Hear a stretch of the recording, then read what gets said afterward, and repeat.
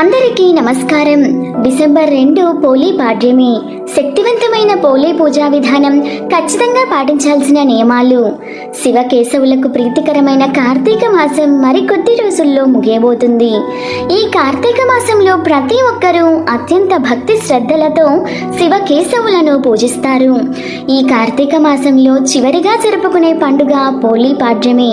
కార్తీక మాస అమావాస్య మరుసటి రోజు పోలీ పాడ్యమి జరుపుకుంటారు. డిసెంబర్ 2వ తేదీన పోలీ పాడ్యమి వచ్చింది. డిసెంబర్ 1వ తేదీన కార్తీక మాసం ముగుస్తుంది. కార్తీక మాసం ముగిసిన మరుసటి రోజున పోలీ పాడ్యమిని జరుపుకుంటారు. పోలీని స్వర్గానికి పంపే రోజే ఈ పోలీ పాడ్యమి. పోలీ పాడ్యమి తెల్లవారుజామునే ప్రతి ఒక్కరూ నదుల్లో, కాలువల్లో దీపాలు వదులుతారు. అలాగే శివాలయానికి వెళ్ళి శివునికి అభిషేకాలు చేస్తారు. అరటి డొప్పలో దీపాలు వెలిగించి నీటిలో వదులుతారు. ఈ పోలీ పాడ్యమి రోజున 30 వత్తులతో దీపాలను వెలిగించాలి. పాడ్యమి రోజున 30 వత్తులతో దీపం వెలిగిస్తే కార్తీక మాసం నెల రోజుల పాటు శివుడికి దీపారాధన చేసినంత పుణ్య ఫలితం లభిస్తుంది. ఈ పాడ్యమి రోజున చేసే పూజలకు 1,000,000 రెట్ల పుణ్య ఫలితం లభిస్తుంది. కార్తీక మాసం నెల రోజులు పూజలు చేసిన వారే ఈ పోలీ పాడ్యమి పూజ చెయ్యాలా అంటే అలా ఏమీ ఉండదు. ఈ పోలీ పాడ్యమి పూజను ఎవరైనా సరే చేసుకోవచ్చు. ఈ రోజున చేసే పూజలకు విశేషమైన పుణ్యం లభిస్తుంది. మరి ఇంతటి పవిత్రమైన పోలీ పాడ్యమి రోజున శివుడిని ఎలా పూజించాలి? 30 వత్తుల దీపం ఎలా వెలిగించాలి? అరటి డొప్పల దీపాలను ఎలా వెలిగించాలి? అరటి డొప్పలు లేని వారు దీపాలను ఎలా వెలిగించాలి? నదుల్లో దీపాలు వదలలేని వారు ఇంటి దగ్గర దీపాలను ఎలా వదలాలి? అలాగే పాటించాల్సిన నియమాలేంటో ఈ వీడియోలో తెలుసుకుందాం. డిసెంబర్ 1వ తేదీన ఆదివారం నాడు ఉదయం 11 గంటలకు పోలీ పాడ్యమి తిథి ప్రారంభమై డిసెంబర్ 2వ తేదీన సోమవారం నాడు మధ్యాహ్నం 12 గంటల వరకు పాడ్యమి తిథి ఉంటుంది. డిసెంబర్ 2వ తేదీన మాత్రమే నదుల్లో దీపాలు వదలాలి. ఎందుకంటే సూర్యోదయానికి తిథి ఉండడం ప్రధానం కాబట్టి డిసెంబర్ 2వ తేదీన సోమవారం నాడు పోలీ పాడ్యమిని జరుపుకోవాలి.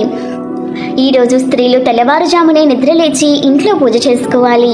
ముందుగా ఇంట్లో శివకేశవుల పూజను చేసుకోవాలి.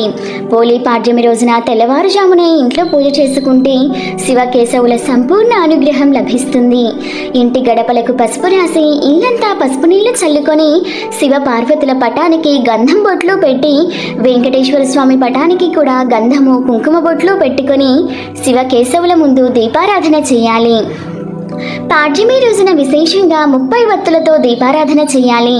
ఎందుకంటే కార్తీక మాసంలో 30 రోజులు ఉంటాయి కాబట్టి పాడ్యమి రోజున 30 వత్తుల దీపం వెలిగిస్తే ఈ కార్తీక మాసం నెల రోజుల పాటు శివుడిని, విష్ణువుని పూజించినంత పుణ్య ఫలితం లభిస్తుంది. ఈ పాడ్యమి రోజున ముఖ్యంగా ఆవు నెయ్యితో దీపారాధన చేయడం శ్రేష్టం. ఆవు నెయ్యి లేని వారు నువ్వుల నూనెతో అయినా సరే దీపాన్ని వెలిగించవచ్చు. కొత్త మట్టి ప్రమిదకు గంధము, కుంకుమ బొట్లు పెట్టి అందులో నెయ్యి లేదా నూనె పోసి అందులో 30 వత్తులు వేసి మీ పూజ గదిలో ఉన్న శివకేశవుల ముందు దీపం వెలిగించాలి. పూజలో నైవేద్యంగా పాలు కానీ, అరటి పండ్లు కానీ, ఒక చిన్న బెల్లం ముక్కను కానీ నివేదించండి. చివరిగా శివునికి హారతి ఇచ్చి శివునికి నమస్కారం చేసుకొని 5 ప్రదక్షిణాలు చేయండి.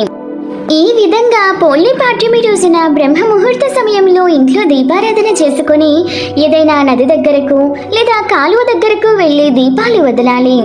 అయితే ఈ పాడ్యమి రోజున నదుల్లో, కాలువల్లో దీపాలు ఎలా వదలాలంటే నదికి లేదా కాలువకు వెళ్ళిన వారు తూర్పు దిక్కుకు తిరిగి సూర్యుడికి అర్ఘ్యం సమర్పించాలి. తర్వాత ఒక అరటి డొప్పను తీసుకోండి. అరటి డొప్పను దైవంగా భావించి పసుపు రాసి కుంకుమ బొట్లు పెట్టి అరటి డొప్పను పూలతో అలంకరించండి.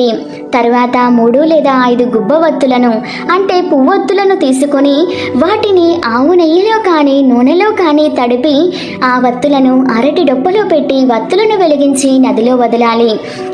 కుదిరిన వారు ముందు రోజు రాత్రే వత్తులను నూనె లేదా నెయ్యిలో నానపెట్టుకోండి. నదిలో వదిలిన ఈ దీపాన్ని పోలీ దీపమని అంటారు.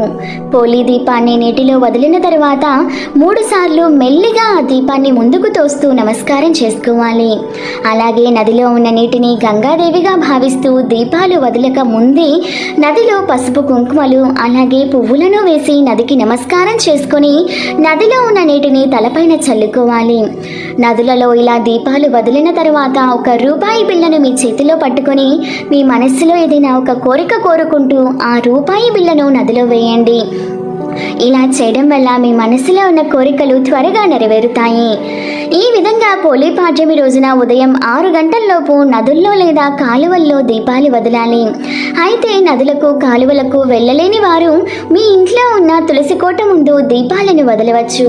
తులసి మొక్కలో 33 కోట్ల మంది దేవతలు నివసిస్తారు కాబట్టి తులసి మొక్క ముందు ఒక పెద్ద పళ్ళెం పెట్టి అందులో నిండుగా నీళ్లు పోసి నీటిలో పసుపు, కుంకుమ, పూలు అలాగే రూపాయి నాణెం వేసి అరటి డొప్పలో దీపాలు వెలిగించి వాటిని నీటిలో వదిలి నమస్కారం చేసుకుని నీటిని తలపైన చల్లుకోవాలి.